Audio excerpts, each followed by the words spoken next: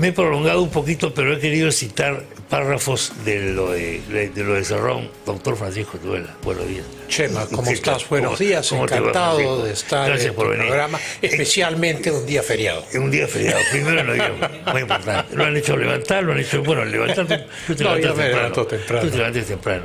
Bueno, a mí me dejó muy sorprendido este artículo de Perú Libre, porque hay una frase que es contundente. La casualidad puso a Castillo en el poder. Sí, eso es cierto, pero hagamos un análisis político del artículo, sí, que es muy importante desde el punto de vista de la práctica política. En primer lugar, el artículo representa una enorme presión sobre Castillo, correcto, y aquellos que lo rodean. Esto es, asusta a Castillo, el artículo de Cerrón, y tiene como finalidad el artículo de Cerrón impedir una mayor deriva hacia el caviarismo, que no es de derecha, pues el caviarismo es la izquierda que quiere gozar del capitalismo, pero tener un discurso, una retórica revolucionaria, ¿no? Pero claro, como dicen los gringos, uno no puede quedarse con su pedazo de queque y comérselo al mismo tiempo. Ese es el drama caviar. En segundo lugar, esta presión que Cerrón ejerce sobre Castillo para que no se mueva, para que no derive más hacia el caviarismo que disfruta del capitalismo, tiene como finalidad organizar el partido. Sí.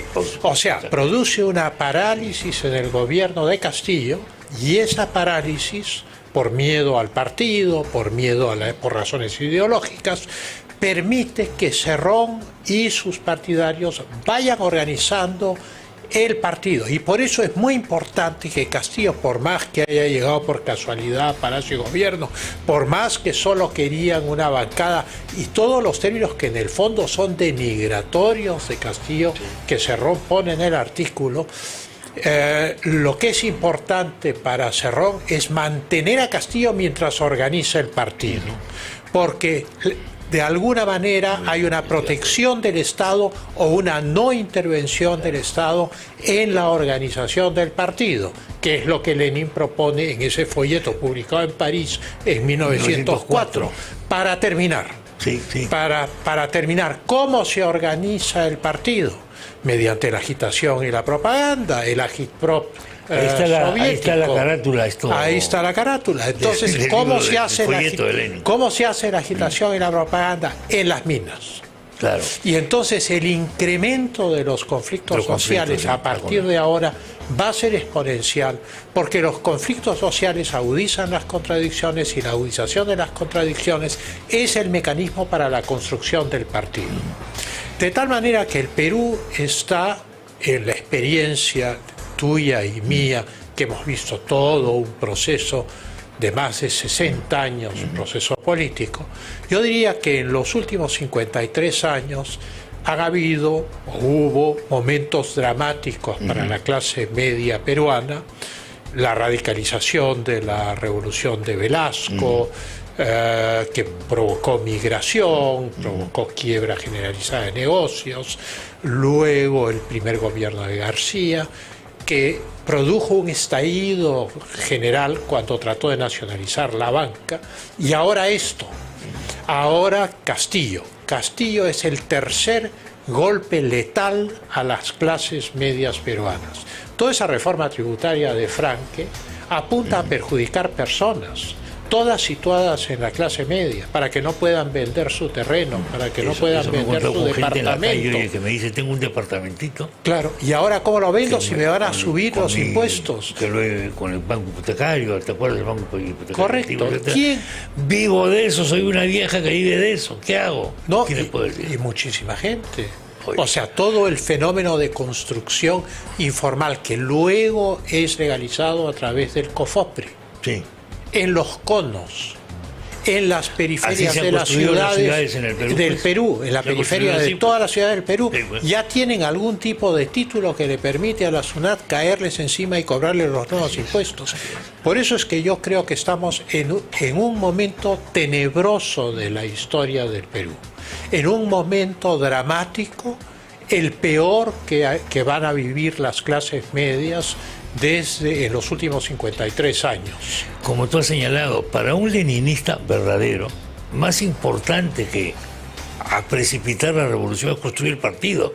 Claro, porque el partido es la vanguardia de la revolución. O sea, no es el partido permite tomar los puntos claves del Estado, claro, que fue lo que hizo Lenin el 17. Claro. Ahora, como no tienen partido, se ve en la ínfima calidad de los ministros que este gobierno convoca, entonces evidentemente no tienen cuadros, y si no tienen cuadros no tienen partido. Lo que está diciendo Cerrón es: aprovechemos que Castillo está en la presidencia y no nos va a reprimir mientras hacemos toda la agitación y propaganda en las minas, en las calles, etcétera, para construir esos cuadros que de acá a 5 años nos van a permitir tomar el control del Estado. Con un presidente que sí represente realmente los intereses de clase, ¿no? Un presidente que está improvisado. Que en el fondo él mismo no sabe qué intereses representa. Él sería él, sí, el presidente. Cerrón. Lógicamente. Por supuesto. Tendría que ser él. Era lo que él ambicionaba de no haber sido condenado por corrupción. Claro, tendría que ser él. Bueno, eso es lo que estamos viviendo, ¿no? La construcción del partido, pues. Pero hay que tener los ojos abiertos, Chema, porque esto lo que está mostrando es que estamos en un proceso subversivo revolucionario de envergadura, con el apoyo de Evo Morales desde Bolivia, con el apoyo de Maduro desde Venezuela, con el apoyo de Díaz-Canel y de Raúl Castro desde Cuba, y que no están solos en la organización del partido, que es un tema interamericano. Hay 145 partidos comunistas o filocomunistas que están en el Foro de Sao Paulo, que están enganchados en esta internacional hispanoamericana, porque también está Podemos y otros, aunque no salgan en la lista, y detrás de ellos naturalmente está Rusia y la China, que están en una especie de nueva guerra fría contra los Estados Unidos. China y Rusia en el mismo lado. Y Irán en el mismo lado. Increíble. Irán tiene una alianza muy sólida con Rusia y está equipada con armamento antiaéreo de última generación ruso. Lo mismo está ocurriendo con Turquía, que estando en la OTAN está tomando una posición antioccidental y de nuevo islamista habiendo sido un país secular. Reislamizando aceleradamente. Qué fenómeno increíble. Y en el tema de Siria, los mediadores del conflicto en Siria son Turquía, Irán y Rusia. Y Rusia, claro. Rusia tiene una base muy importante. Dos bases. Tiene la base naval de Tartus, que es esencial y es la razón por la cual Putin anexó Crimea, en la crisis ucraniana anexó Crimea a Rusia, porque Catalina la Grande conquistó Crimea para tener esa base naval en Sebastopol, donde no se congela el mar. Y entonces la flota rusa sale de esa su base principal al Mediterráneo, reposta en Tartus y de ahí se proyecta hacia el Mediterráneo occidental y el Atlántico, o hacia el Mar Rojo y el Índico. Entonces es estratégicamente vital Siria. Por eso es que Rusia ha sido un aliado a rajatabla de Assad en Siria, porque estaba peleando por su base naval construida en los 70, una gran base naval, y por el aeropuerto. Tiene un aeropuerto militar formidable también, una base aérea. Un despliegue aéreo se ha hecho un despliegue aéreo ahora, en los últimos meses, en los últimos años, con la guerra de Siria, con la guerra civil, ¿no? Bueno, volviendo un poco al terreno de los conflictos sociales, se está desatando una cantidad de conflictos a nivel minero tremendo, en cadena. Y no se ve, no aparece que en el gobierno tengan, no sé si ganas de solucionarlos, o tienen ganas más bien de que se prolonguen lo más que se pueda en el tiempo, porque están fracasando todas las negociaciones, los anuncios, no están calmando a la gente. Correcto. Paralizado Castillo por Cerrón, con este artículo, porque Cerrón es el jefe de Castillo en el partido, es el secretario general del partido. Paralizado Castillo por Cerrón, Castillo no va a hacer nada en estos conflictos sociales. Y lo último que va a hacer con el señor Barrazuela es mandar a la policía. O sea que estos conflictos quedan librados a sí mismos. Y ocurre lo que ha ocurrido con Antamina, una de las principales minas del Perú, que representa el 52% de los ingresos del departamento de Ancash, que ha cerrado. Punto. ¿Ha cerrado para qué? Para salvar la vida de sus empleados, para salvar la vida de sus ingenieros, para salvar la vida de sus mineros. ¿Frente a qué? Frente a una minoría violentista. Lo que estamos viendo en pantalla, por si acaso, es lo ocurrido en Ayacucho, si no me equivoco. Así es, quemaron una mina. No en Ancash, pero esto de Ayacucho efectivamente es algo que todo el mundo ha visto en televisión, que te alarma completamente, que no se tomó ninguna medida de orden público. Pero yo no sé, yo no veo en la pantalla ni un policía. No se tomó ninguna medida. Ni un policía. Y eso es porque el gobierno, paralizado frente a su propio partido, ese es el tema. No va a actuar, y no va a actuar en los 4 años que vienen. Entonces, hay un lo que yo veo entre este intento de pedir facultades extraordinarias para legislar tributariamente, que creo yo que constitucionalmente no es objeto de una cuestión de confianza como pretenden algunos. Claro. ¿Por qué? Porque a diferencia de una ley precisa que el Ejecutivo manda al Legislativo, acá lo que se está pidiendo son facultades para leyes que todavía no han sido escritas.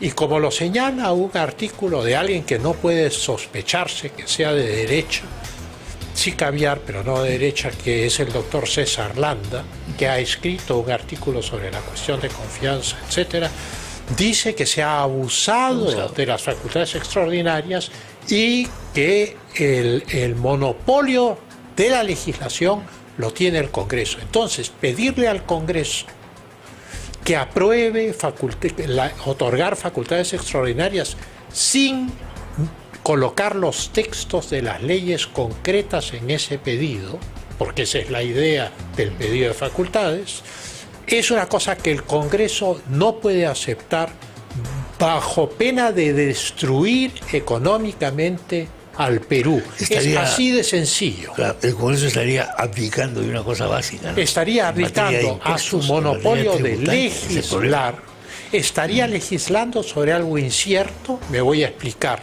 Y por eso creo yo que no procedería constitucionalmente la cuestión de confianza, será una cosa, irá de esto también al Tribunal Constitucional, sí, claro. Pero el fondo del asunto es que una cosa es que yo mande una ley, digamos, sobre la regulación del color de los canarios al Congreso de la República, el Congreso de la República me diga no se puede regular el color de los canarios y no me apruebe la ley, y yo insisto en que sí, y hago cuestión de confianza. Y una cosa muy diferente es que el gobierno pida cuestión de confianza sobre leyes que todavía no existen. Claro. Que es lo que son las facultades que está pidiendo, las facultades extraordinarias o facultades legislativas. Está pidiendo facultades para hacer leyes que todavía no son conocidas y que no están escritas todavía. Y eso es muy grave. No se les puede otorgar facultades con esa imagen que tenemos a nuestras espaldas en la pantalla, porque esto se va a multiplicar y se les va a entregar facultades que van a liquidar a la clase media peruana, que tiene un terrenito, que tiene un departamento, que tiene un pequeño negocio, etcétera, y que se va a ver súbitamente agobiado por impuestos. ¿Has visto las encuestas últimas? Bueno, las encuestas son reveladoras. Son muy coincidentes todas en una tendencia. Yo creo que las encuestas de hace unos meses eran efecto del COVID.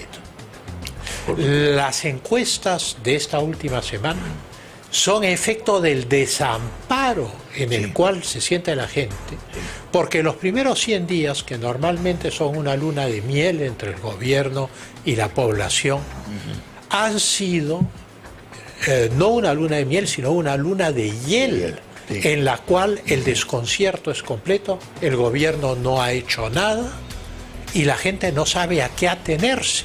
Y cuando llega el momento de hacer algo, el ministro de Economía Metafísica, el señor Franque, manda unos proyectos o propone unos proyectos para los cuales quiere pedir facultades extraordinarias al Congreso, que son destructivos de la inversión y de cualquier posibilidad de salir de la profunda recesión en la cual el Perú se encuentra. O sea, hay millones de desempleados. El señor Franke no los ve. El señor Franke está viendo a la burguesía a la cual quiere destruir. El señor Franke no está viendo al pueblo que sufre el desempleo, al pueblo que ha perdido empleos en los negocios al por menor. Más del 40% de esos negocios cerraron para no abrir nunca más. Percepción de la economía ha empeorado 67%. Por supuesto, está pésima. 67%. Está igual que antes 26, o sea, estamos en un 90 y tantos por ciento. Estamos peor, estamos mal. Había una frase de no sé qué político americano que frente a la pregunta de otro político que decía no sé por qué las cosas van tan mal, este político le dice es la economía, estúpido. Claro, es la economía. Antes era el COVID, ahora es la economía.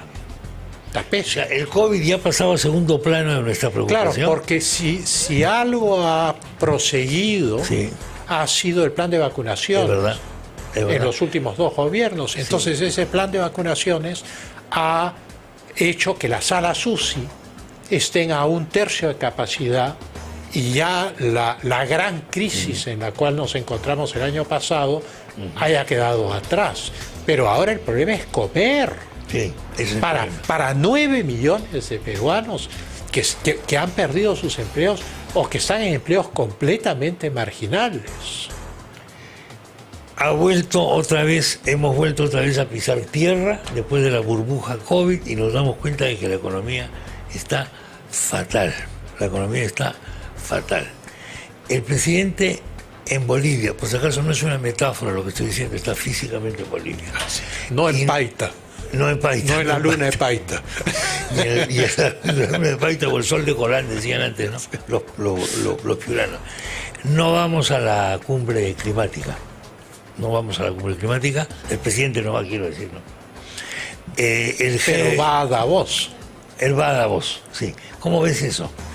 Bueno, yo lo que veo es la cumbre climática es una cumbre polémica de Naciones Unidas. Sí. Después de la cumbre de Copenhague hace algunos años perdió mucha viada estas cumbres climáticas porque se descubrió que por exceso de entusiasmo algunos científicos habían manipulado las cifras para mostrar una realidad mucho más dramática. Yo no niego que hay cambio climático. El cambio climático está a la vista de todos nosotros. Ahora, las causas del cambio climático son variadas y por lo tanto no hay una respuesta política que detenga el cambio climático. Hay cosas paliativas, hay medidas precautorias frente a los cambios que se están produciendo, pero esto ha ocurrido antes en la historia de la humanidad. El siglo XIII, por ejemplo, que es el apogeo y el siglo magnífico al final de la Edad Media, es un siglo caliente, porque hubo cambio climático, de magníficas cosechas, etcétera, etcétera. Es el siglo de las catedrales, de las universidades, etcétera, etcétera.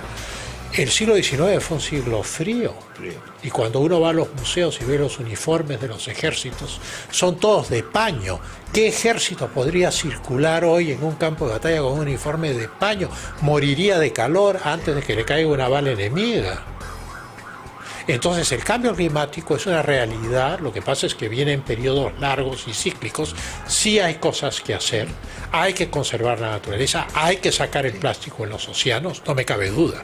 Ahora, el señor Castillo va a Davos. Davos es la cumbre de los multimillonarios globalistas. Y va a la cumbre de los multimillonarios globalistas porque a ellos, que ya cuando una persona pues tiene 14.000 millones de dólares ya no le interesa si es socialista, si es capitalista, y hasta más allá de esas distinciones que son para los pequeños burgueses y para gente como nosotros de recursos limitados. Unos vulgares terrícolas, hombre, de Mercedes-Benz. Claro. Un Mercedes-Benz. Hablar de Mercedes-Benz en Davos es ¿De qué están hablando estos tipos hoy? Claro, entonces tienen yo estoy haciendo turismo cosmonáutico, no va a estar en sí. Mercedes. Entonces Davos, estos multimillonarios globalistas han llegado a la conclusión de que hay que administrar la población del mundo. Y para administrar la población del mundo, ellos tienen su intelectual orgánico, que es el profesor Klaus Schwab.